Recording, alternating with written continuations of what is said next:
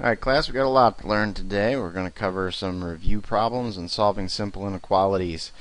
Here's a little picture of an alligator. Alligators are hungry little animals and they like to eat the bigger of the two objects. So when I see this inequality, I look at the alligator's mouth. This is a less than sign when read in this direction. So you got a small frog is less than a large frog. I learned that in the 6th grade. Isn't that cool? And here, you would eat the big mouse. And now, this would say, once again, that the little mouse is less than the big mouse. If you read it in the other direction, and this guy was the important one to talk about first, you'd say the big mouse is greater than the small mouse. Now, the one on the bottom, I got the large one on the other side, so we've got to flip this. And so it would look like this, and it would read the big snake is greater than the small snake. Here are the signs, the inequality signs. Inequality, it's like not an equal sign. There are more inequality signs than this. Less than, greater than, less than or equal to, or greater than or equal to. So I have some examples written down here, and this would read x is less than or equal to 21.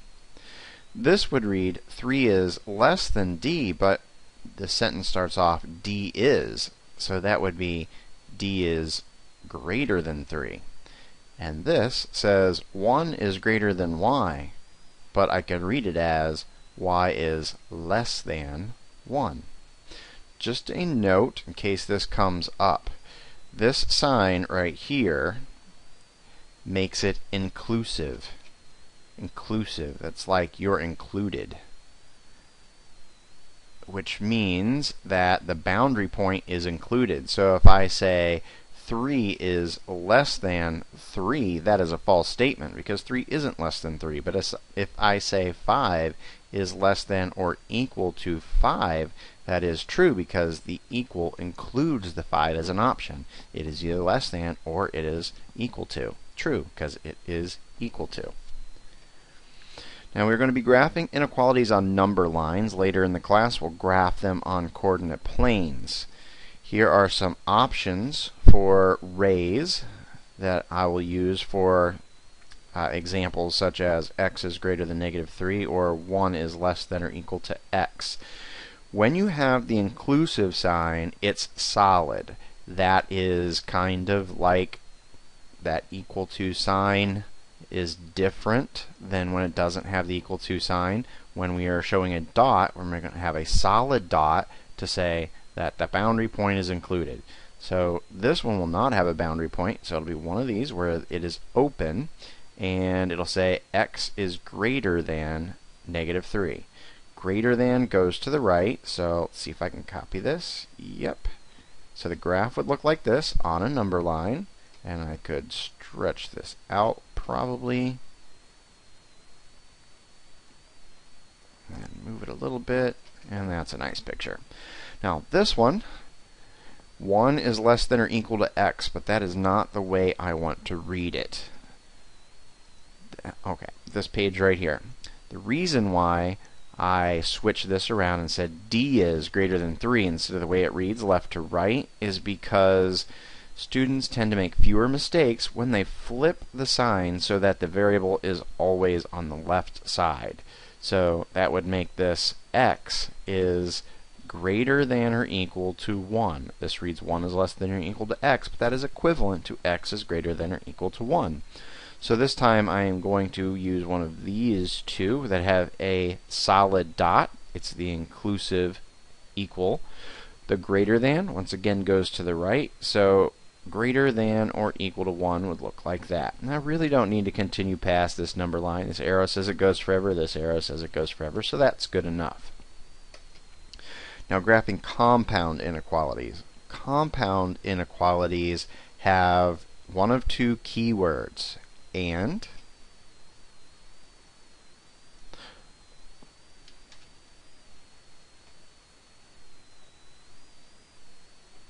or. Okay. put a slash for or because my next word that I wanted to say was or.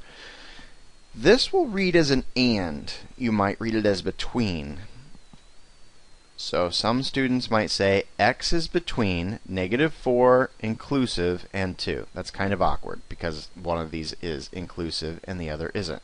So you could read it as x is greater than or equal to -4 and x is less than 2. Once again, x is greater than or equal to -4 and x is less than 2.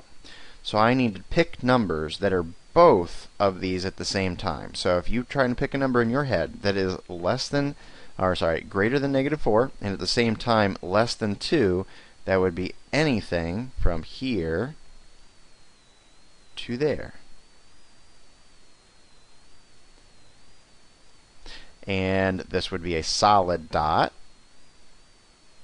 and this would be an open dot. So it would look like this. I could make that with one of my rays. I'll take this one here, bring it over, and I will change it so that it has a solid end over here, but I don't, with the program, I don't have the option of making this dot right there. It took me some time to make that.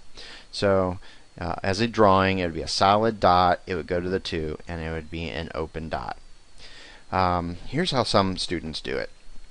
They will divide the graph into the boundary lines. There's a -4, there's 2. So I have 1, 2, 3 regions. This is a little time consuming, but if you're getting confused on something that got a little bit more complicated all of a sudden, you could do this.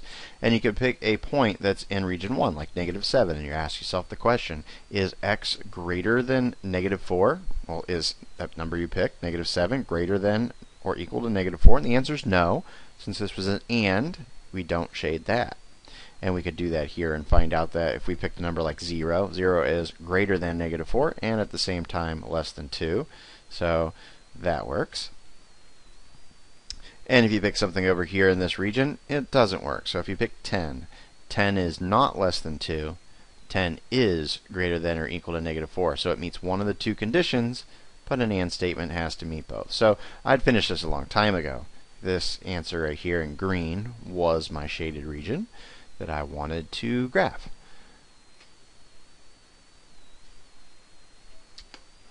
Okay, so we're going to graph x is less than -1.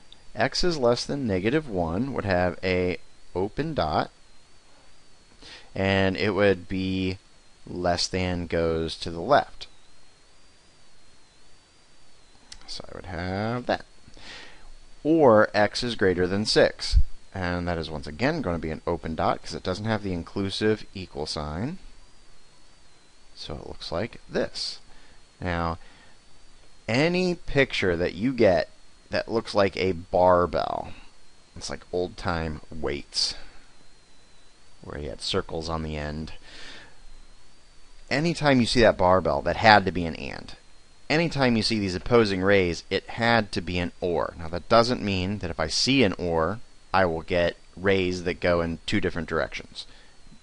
It doesn't mean that if I have an and, I will definitely see a barbell. There are some options where I get something different, but you will see pictures like this, that only happens in ands. Pictures like this, that only happens in ors. Alright, I think that is enough material. That's a lot of material all at once. So just a quick recap. The alligator eats the big one. Just a quick way to remember which inequality you're looking at. And this is the inclusive equal sign. So this would read x is less than or equal to 21. And problems like this, where you have the variable on the right side and you want it on the left, you would say, I see that as a less than sign, but you got to start reading it like this from the variable over. So you would say that is d. Oops. Let's get rid of that and change it to thin line. So you would read that as d is greater than 3, because that's equivalent to 3 is less than d. And same deal there. And then we graphed inequalities like this. Now, if you did not have a number line present, and even though you might not think so. I like to save time as much as you.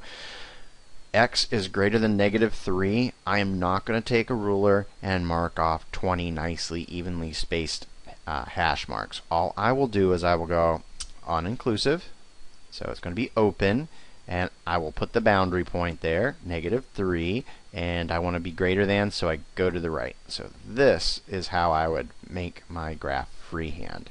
I was just able to bring a picture in and make it look rather detailed here.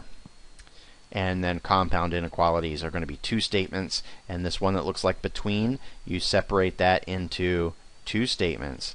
This one, and at the same time, this one. And you would read this as x is greater than or equal to negative 4, x is greater than or equal to negative 4, and x is less than 2.